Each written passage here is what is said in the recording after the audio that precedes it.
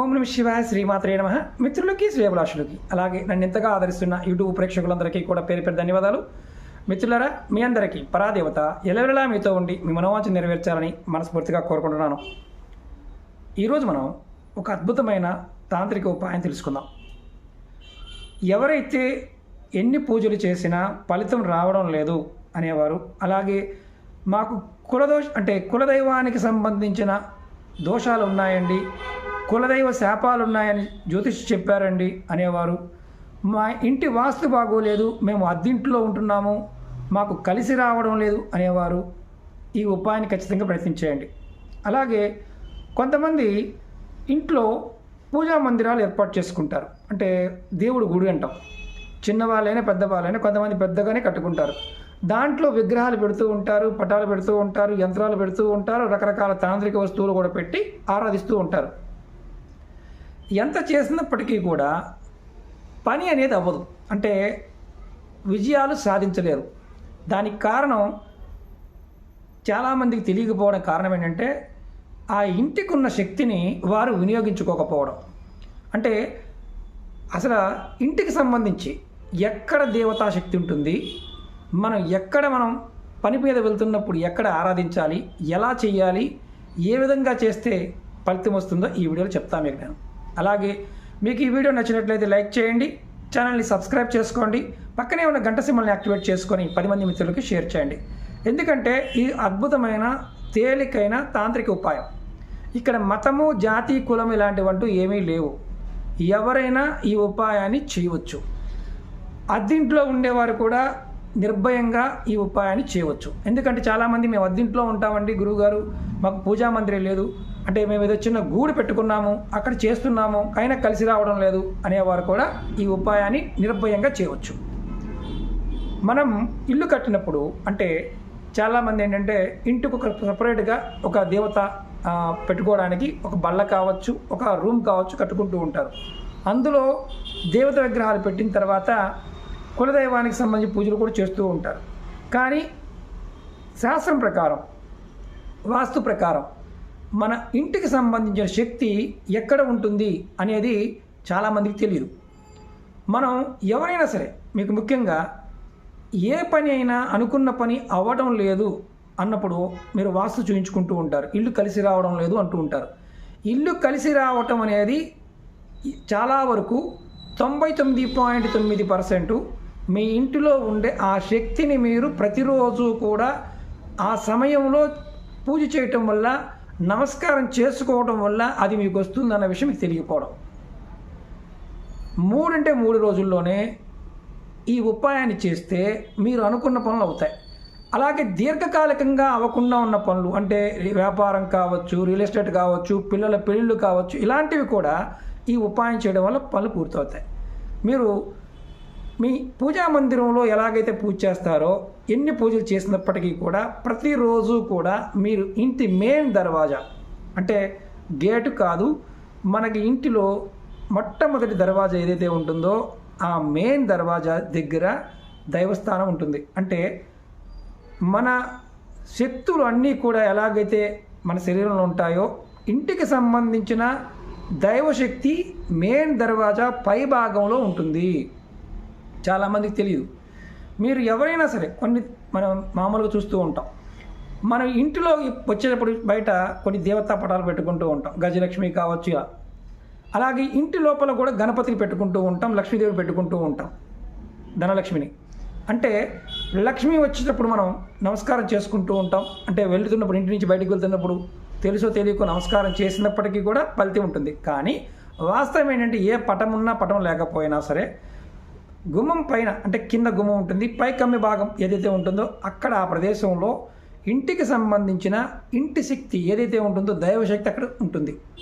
మీరు ప్రతిరోజు కూడా స్నానం చేసిన తర్వాత నిత్య పూజ చేసుకుంటున్నప్పుడు ఖచ్చితంగా మీ ఇంటి గుమ్మానికి సాంబ్రాణి పుల్లతో ధూపం చూపించాలి. అలాగే మీరు పటం పెట్టుకున్నా పటం పెట్టుకోకపోయినా మీరు ఇంటి నుంచి బయటికి వెళ్తున్నప్పుడు ఖచ్చితంగా నమస్కారం చేసుకోవాలి. మనసులో ఉన్న ఏదైతే ఏ పని మీద వెళ్తున్నారో ఆ కార్యం నాకు సక్సెస్ఫుల్గా పూర్తి అవ్వాలి అని కోరుకోవాలి ప్రతిరోజు. ఇది అద్దింట్లో ఉన్న ఆ పని చేయాలి. అలాగే ఇంటి లోపల నుంచి మీరు బయటికి వెళ్తున్నప్పుడు ఈ పని చేయాలి.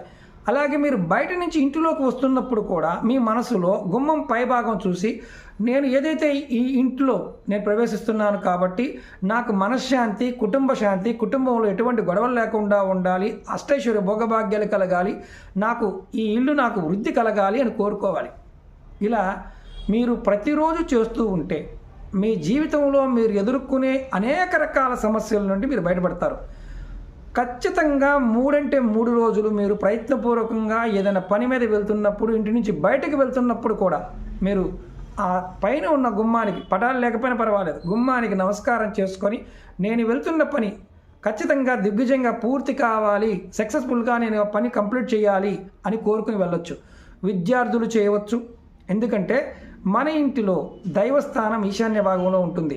మనం చాలామంది అక్కడే పూజ చేస్తూ ఉంటాం. మన ఇంటికి సంబంధించిన బలం అనేది గుమ్మం పైన మాత్రమే ఉంటుంది. ఇది గమనించాల్సిన విషయం. మీకు ఇప్పుడు అనుమానం ఉంటుంది, నా ఇంటికి 4 దర్వాజాలు ఉన్నాయి గురువు గారు, అంటే తూర్పు వైపు ఒకటి ఉంది, ఉత్తరం వైపు ఉంది, పడమర వైపు ఉంది, నేను ఒక్కొక్కసారి ఒక్కొక్క గుమ్మం దగ్గరికి వెళ్తూ ఉంటాను, అప్పుడు ఎలా అని అడుగుతారు. మీరు చేయవలసింది ఏంటంటే, మీరు ఏ గుమ్మం దగ్గరికి వెళ్ళినా మెయిన్ దర్వాజా మీ ఇంటికి మొట్టమొదటిగా ఆ ఇంటికి గృహప్రవేశం చేసినప్పుడు ఒక దర్వాజా పెడతారు ఇంటి నుంచి బయటికి వెళ్ళడానికి. ఆ దర్వాజా దగ్గర నమస్కారం చేసుకోవాలి పై భాగాన్ని చూసి. ఇది నెంబర్ 1 పాయింట్. మరి మాకు షాపులు గురువు గారు మాకు షట్టరే ఉంది, మరి మా పరిస్థితి ఏంటి? షట్టర్లకి ఇది వర్తించదు. ఓన్లీ గుమ్మం పెట్టినప్పుడు మాత్రమే, అది కూడా చెక్కతో చేసిన గుమ్మాలకి మాత్రమే వర్తిస్తుంది. ఇప్పుడు సిమెంట్ గుమ్మాలు పెట్టాం గురువు గారు, మరి మా పరిస్థితి ఏంటి? ఇది కూడా క్వశ్చన్ ఉంటుంది. మీరు మామూలుగా ఆ భాగం నుంచి వెళ్తున్నప్పుడు నమస్కారం చేసుకుని వెళ్ళటం. అలాగే గుమ్మం కింద భాగంలో ఏదైతే కమ్మి ఉంటుందో దానికి ఖచ్చితంగా వారానికి ఒక్కసారన్నా పసుపుని రాయటం లాంటిది చేయాలి. సిమెంట్ గుమ్మం అయినప్పటికీ అక్కడ కూడా నమస్కారం చేసుకోవచ్చు. 3వ పాయింట్ ఏంటంటే, ఇంకొక అనుమానం ఏంటంటే, అద్దె ఇంట్లో ఉంటున్నాం కాబట్టి ఇది మాకు సరైన దారి లేదు, అప్పుడు కూడా చేయవచ్చా? మీరు ఇంటి నుంచి బయటికి వెళ్ళి ఏదైతే ముఖద్వారం ఉంటుందో, తలుపు ఉంటుందో దాని పైభాగంలో చూసి నమస్కారం చేసుకోండి. ఇంట్లోకి వచ్చేటప్పుడు కూడా అలాగే చేయండి. ఖచ్చితంగా 3 అంటే 3 రోజుల్లోనే మీరు ఏదైతే అనుకుంటారో ఆ సమస్త కోరికలు తీరడానికి అవకాశం ఉంటుంది. అలాగే దీర్ఘకాలికంగా అవని పనులు ఏదైనా సరే ఖచ్చితంగా 16 వారాలు చేస్తే, అంటే ఇప్పుడు రెగ్యులర్గా 16 వారాలు అంటే మనకి ఒక 4 నెలలు 5 నెలలు సమయం మీరు రెగ్యులర్గా చేస్తూ ఉన్న చాలా సంవత్సరాల నుంచి పెండింగ్లో ఉన్న పనులు కూడా అవుతాయి. అంటే ఉదాహరణకి పొలాలు, స్థలాలు, ఇల్లు, ఇలాంటి గొడవలు ఇలాంటివి కూడా ఏదన్నా ఉన్న కొన్ని సంవత్సరాల నుంచి తీరనివి కూడా తీరిపోతాయి. మీ ఇంటి గుమ్మానికి ఆ శక్తి ఉంటుంది. అక్కడే ఇంటికి సంబంధించిన శక్తి అక్కడ ఉంటుంది. చాలామందికి తెలియదు.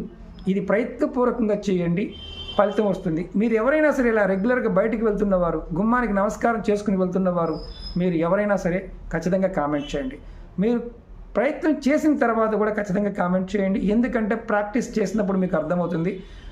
ఇది ఆడవారైనా మగవారైనా ఎవరైనా చేయవచ్చు. దీనికి నియమ నిబంధన అంటూ ఏమీ లేదు. అంటే పీరియడ్స్ టైంలో ఉన్నాం గురువుగారు, ఎవరైనా మరణించి ఉన్నారు గురువుగారు, ఇలాంటివి ఏమీ లేవు. ఇది నిత్యం చేయండి. మీ ఇంట్లో పూజా మందిరంలో ఎంత శక్తి ఉంటుందో అంత శక్తి మీ గుమ్మానికి ఉంది. అందుకని పూర్వం రోజుల్లో గుమ్మానికి చాలా విశేషంగా పూజ చేసేవారు, నమస్కారం చేసుకుని వెళ్ళేవారు. అలా చేసేవారు ఎవరైనా ఉంటే ఖచ్చితంగా కామెంట్ చేయండి.